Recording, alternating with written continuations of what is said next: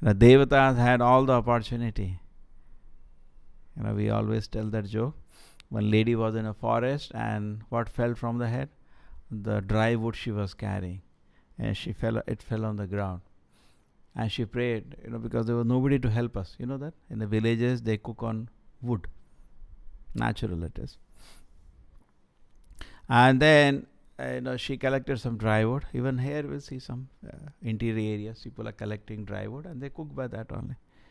In Mangalore, I think they take bath in hot water by that.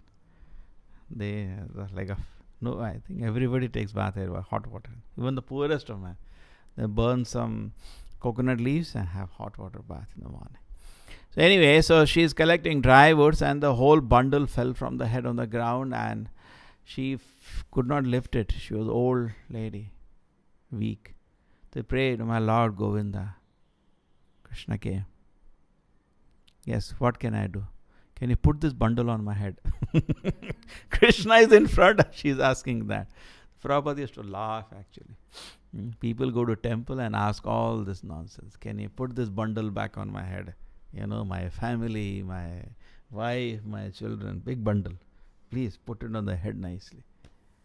So there are different platforms of devotion service, and it is unfortunate that we chant Hare Krishna, we sit on the lower platforms. It's very unfortunate.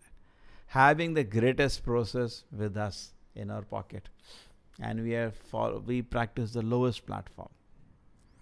The lowest platform is actually sinful activities where there is no regulation. The life is very unfortunate and a person suffers. See, life is how much you are enjoying, how much you are suffering. That's life. So when a person indulges in sinful activities, his suffering becomes more acute than even an animal. Is it true? Correct? Animals we see, they don't do any sinful activity because their life is governed by the laws of nature. Okay? And we see today the people who indulge in sinful activity, they go through a great pain. Great pain. That somebody was telling, in Delhi, some bureaucrat, he was caught in corruption. It's proven. And first his wife and one daughter committed suicide. Now he and his son has committed suicide. You can imagine how much pain they would have gone through. Correct? And some sinful activity. Corruption is also sinful activity. Imagine how much pain he is going through to commit suicide. So sinful activities will give you a most abominable existence. Therefore, for our own good, we should live. People sometimes don't want to hear about Krishna consciousness. That's fine. For your own good, don't do sinful activities. Live peacefully. Happily, peacefully, please live. At least there is a hope for next platform. Because sinful activities will not even get a human birth next life. First thing, you will suffer more than an animal. Then Krishna is kind. In animal life, actually suffering is lesser. Because there are no sinful activities for an animal. Somebody wants to eat meat, he can become an animal, no? The sinful activities are not there. He will suffer, but you will suffer more in human life. So anyway, some analysis you can do like that. The next is, at least he stops the further sinful activities. Correct? Is it clear? Makes understandable. The next platform above sinful activities starts a yoga platform. And the first platform is called Sakama Karma Yoga. The lowest platform of spiritual life. That's why I say each one of them, it's very unfortunate. You are holding the beat and chanting Hare Krishna mantra, and you are on Sakama Karma Yoga. It's very, very unfortunate. Just like I'm not saying, Krishna is saying. He has now just felt sad of the status of the devatas. Krishna is there in front of them saying, Krishna, just give us shelter at your lotus feet. No, kill this demon. That is what they prayed. After all the glorification of Krishna, Krishna, you are this, you are that. And Krishna, I think you are pleased by our prayer. Now kill this demon. And they don't know whom they are asking to be killed. A Shuddha Bhakta, who happens to be in a body of a Vritasura. Vritasura, whom they thought is a great demon, is actually an exalted Vaishnava. True? We will come to know later now. They are asking for a Vaishnava to be killed. Just they want to be comfortable. Because then their seat is comfortable. They can sleep on a nice cushion. And they can have nice food to eat. And nice apsaras will dance. So they want that to be maintained. So that is very unfortunate. So Sakama Karma Yoga means, what does it mean? Sakama. full of material desires. Like an animal, whole life I keep running. And that is my yoga. Sakama karma. I am doing activities full of material ambitions, material desires, material gratification. That is my life. And yoga means little, some profit of what I work. I'll somehow go to temple. ये अभिषेक करते हैं, ये दूध डाल देना भगवान. That is called sakama karma yoga. Little better than that, next is called nishkam karma yoga. See, Bhagavad Gita, what happens? First chapter, Arjuna's problems come forth. Arjuna says, I do not want to fight this war. Basically, Arjuna is proposing sinful activity. When you are abandoning a duty, that is, now you try to analyze. Bhagavad Gita is lifting one platform over another. What is Arjuna's platform? Sinful activity. When you give up your duty, it's a sinful activity. True? Isn't it sinful? Now suppose commandos have come to Mangalore and attacking, and you have to spend money, and you have to, to train. They take some 5 to 10 years to train one special squads. Like this is a kind of squad they sent to Pakistan. Those are not normal army people. They are specially trained. They train, they drop them from big height on water and all. They are given only some 10-20% people are able to pass. They take 100, only 10 or 20 will pass from army men itself. It's a specialized training. You spend so much time to create a what they call them? Black cat commando, something like that. And they only can handle this kind of people who come. Correct? They are very well trained, specialized. And he says, no, I will not fight. It's very serious. He has taken a role in the society to do that. He is not doing his role. It's a sinful activity. So what Arjuna proposed in the first chapter is open sinful activity. For a Kshatriya to be non-violent is sinful. Just like Bhishma said, Draupadi, they are trying to insult, I'll be non-violent, it is sinful activity. Therefore, what Gandhi recommended on the name of non-violence is actually sinful for the administration. Non-violence for us is fine. One man food with another man, poison. Correct? You are sitting in a temple. Somebody said, come, I want to fight with you. I'm not interested. But a Kshatriya cannot say, I'm not interested. He has to take law into the hand. Common man should not take law into the hand. Correct? He should attack when somebody is with a dangerous weapon roaming in the city. Common man can say, okay, I cannot lift a weapon. And he should not take law into the hand. He should immediately call a police and ask them to, provided they pick up the phone. So first is Sakama Karma Yoga, wherein a person is absorbed in material ambitions and desires, and it's the lowest platform of yoga. Lowest. We can say it is Bhakti Yoga because everything is Bhakti Yoga finally. Because everything is a ladder coming to the platform of pure devotion service. So Sakama Karma Yoga is also Anga Bhakti Yoga only. Total, all of them when they mature, it becomes pure devotion service. So the first chapter was sinful activity, and second chapter Krishna gives a foundation for yoga. And what is the foundation for yoga? Just like when you go to anybody and you tell to chant Hare Krishna, first thing you tell him, you are not the body, you are a spirit soul. Because from there you can begin yoga. And third chapter actually Krishna talks about Sakama Karma Yoga. Bhagavad Gita gradually develops higher and higher. He said, therefore, Arjuna, you are a Kshatriya, it's your duty, you have to fight, win the kingdom of heaven and be happy, or you enjoy in this life. Fighting is good for you either way, Arjuna. He says that. And Arjuna, you worship the devata, they will supply you all the necessities of life. This is Sakama Karma Yoga, the lowest platform of sanity. The next platform to that is Nishkama Karma Yoga. So third chapter goes into the Sakama Karma Yoga.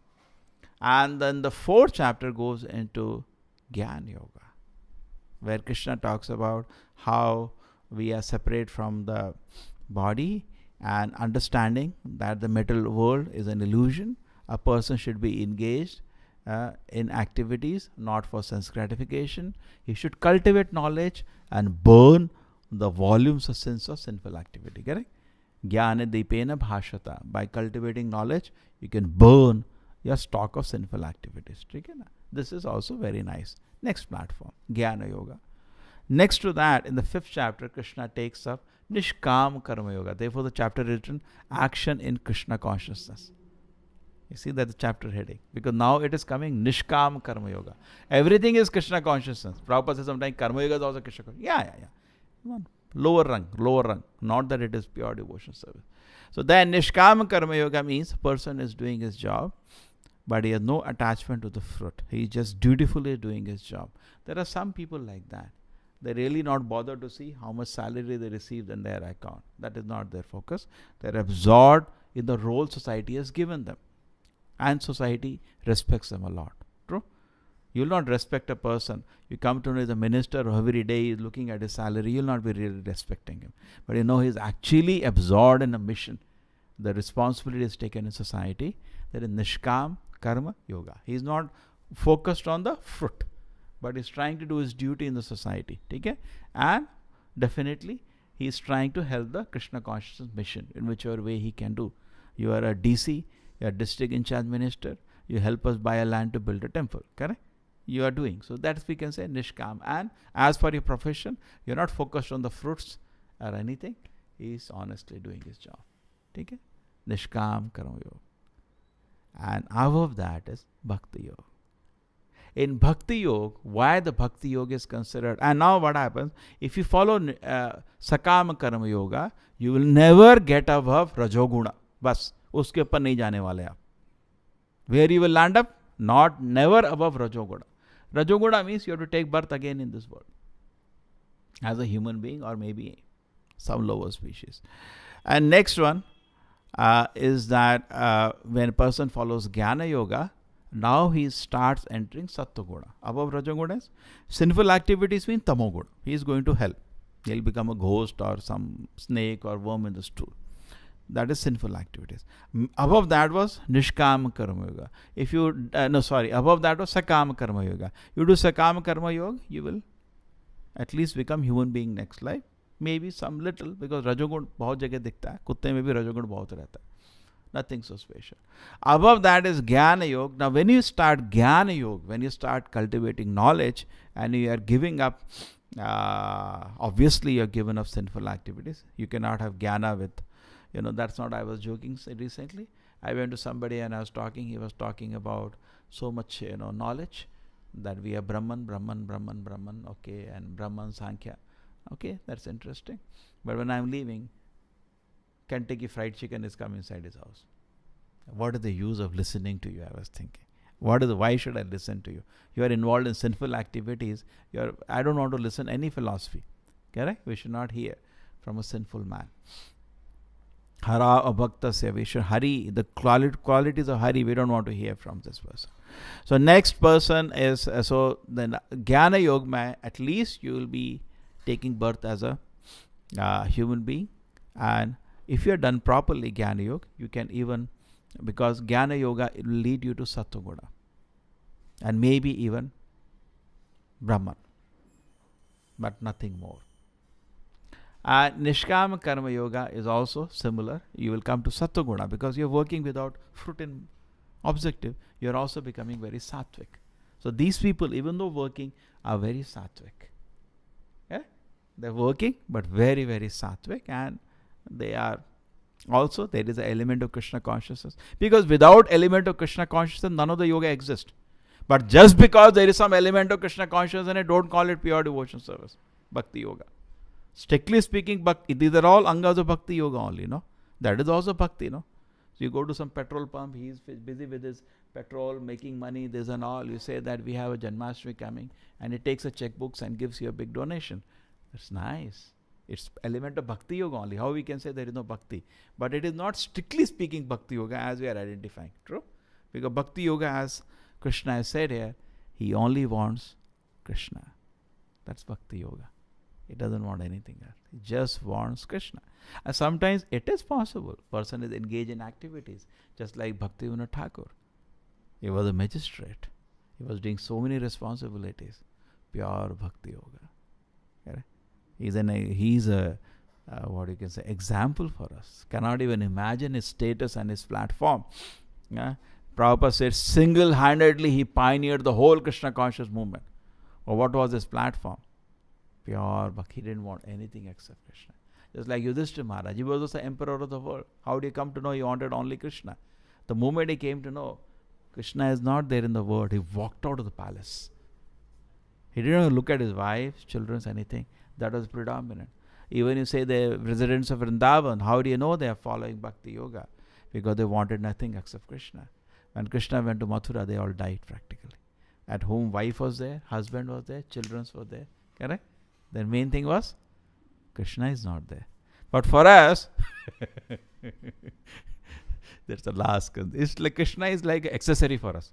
गाड़ी खरीदते हैं ना, तो कभी कभी वो पूछते हैं आपको चाहिए ऑडियो सिस्टम चाहिए तो थोड़ा 5,000 और लगेगा, सीट कवर चाहिए, recently you put seat cover, you have to pay 3,000, otherwise you can take the vehicle without that. So Krishna is like an accessory. हाँ, अगर थोड़ा लग्जरी है थोड़ा टाइम एक लगा दो पीछे, है ना, सस्ते में मिल जाए एक लगा दो. So that is not a platform of pure devotion service. Bhakti yoga means I actually want Krishna. That is bhakti yoga. So this bhakti yoga is what is being talked out here in the shloka, and Krishna is very sad. The devatas prayed for.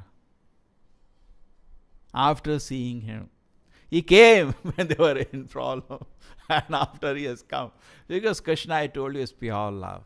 And what they exhibited in front of Krishna is lust. Lust for power, lust for position, lust for worship. And, Krishna keeps away from all that. Because Krishna will thinking, okay, he is definitely Supreme Father. Out of mercy and compassion, now is going to give them a process by which they cannot maintain their post, maintain their Indrapuri, and maintain their Apsaras. He is going to give them the process. At the same time, he knows my children could have come back home, but I still want to rot in this world. Therefore, Prabhupada says it is not easy to understand the mercy of Krishna.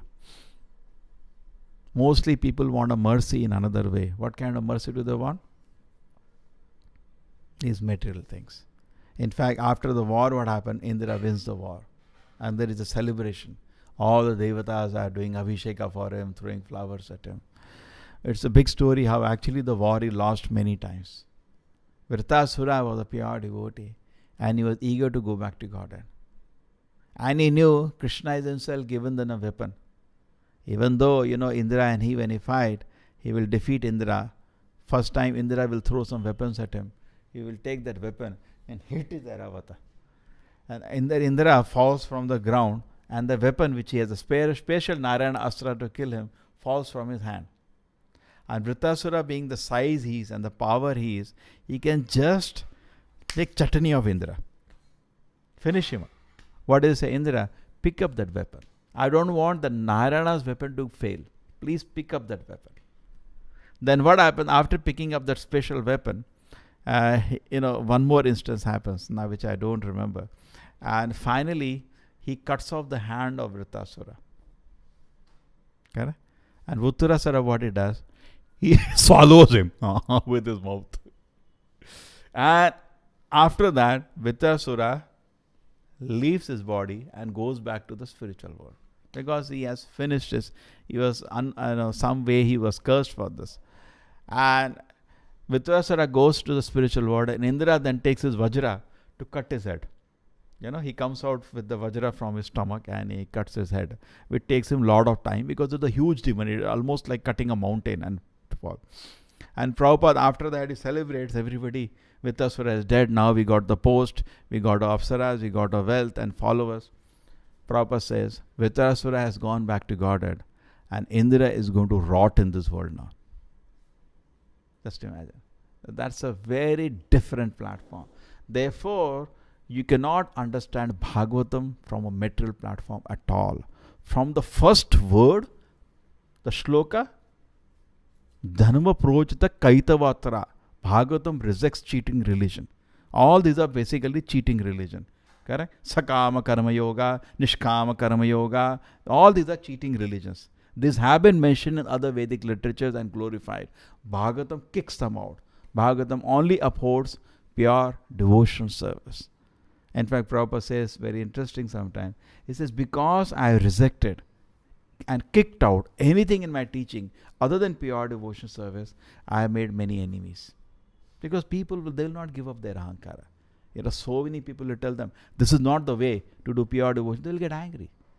Because they'll not give up. You think people want to improve? People don't want to improve. Sakama Karma Yogi will keep banging his head on the ground. This is highest. Forget about that. Even people doing sinful activity, you tell them stop, they don't stop. What's wrong? I enjoy it. That's my life. Recently, I was talking in some college and I was explaining them life without a mission is useless. They said, no, sir, I'm enjoying the journey. I said, okay, that's not bad. But at least don't do sinful activities. Don't eat meat. Don't drink wine. What is this enjoying the journey?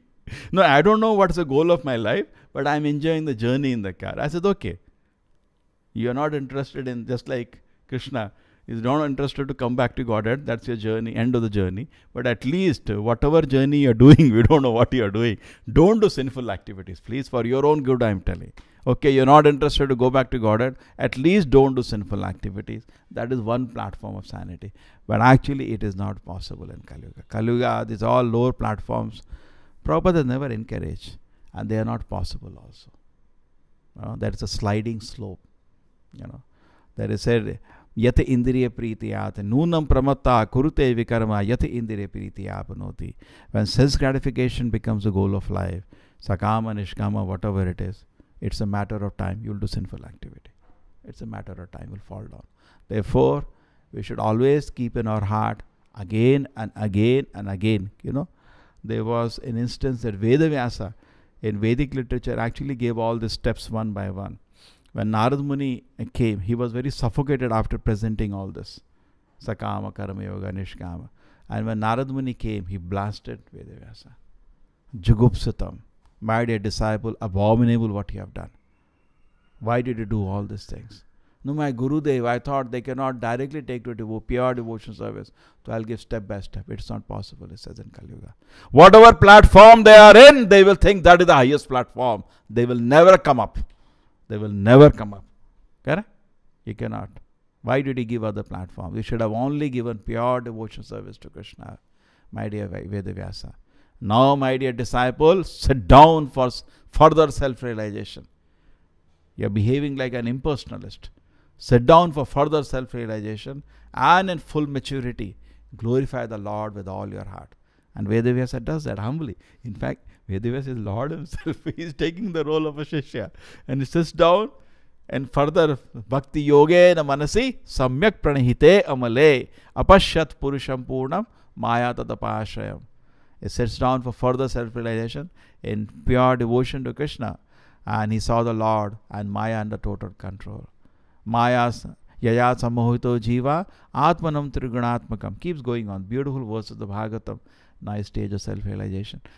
So we should understand this point, that Krishna is waiting for pure devotion service. And not to forget, when Narasimhadeva came, all the devatas offered prayers to him, and Narasimhadeva anger like this only increased, because none of them offered pure devotion service. Indra said, you came, my dear Narasimhadeva, my apsaras are back. Thank you very much. Naga said, thank you very much. Or money is back. Because Nagas, the Nagaloka, Pataloka, they illuminate by their light from their jewels. So all of them thank like that. Different facilities they got back. Because why? Hiranyakashipu is killed. And Narasimhadeva anger did not come down. At that moment, Prahlad Maharaj came forward and offered pure devotional service. And Narasimhadeva was so happy. So happy, that's what Bhagavatam says. So Krishna is waiting for pure devotion service. Okay, so for our own good, we should practice pure devotion service. Srila Prabhupada ki, Srimad Bhagavatam ki.